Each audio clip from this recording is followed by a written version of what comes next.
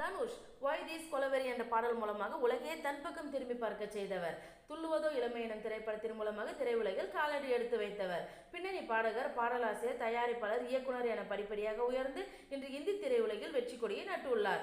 ஆடுகளம் திரைப்படத்தின் சிறந்த நடிகருக்கான தேசிய விருதை பெற்று குறுகிய காலத்தில் புகழின் உச்சிக்கே சென்றவர்.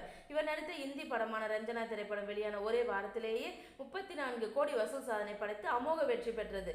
மேலும் பாக்ஸ் ஆபீஸில் வெற்றி என்று அறிவித்து இவரை ஒரு அற்புத நடிகர் என்ற முத்திரை பதிக்க செய்தது இந்தி திரையுலகம். வெங்கடேஷ் பிரபு என்னும் இயற்பெயரை கொண்ட இவர் 40க்கும் மேலான திரைப்படங்களில் நடித்துள்ளார். இவர் ஒண்டர் ஃபார் பிலிம்ஸ் மூலமாக தன்னுடைய திரைப்படங்களை தயாரித்து அதன் நிறுவனராகவும் உள்ளவர். இவரின் தயாரிப்பில் வெளிவந்த விசாரணை திரைப்படத்திற்கு தேசிய விருதும் வழங்கப்பட்டுள்ளது.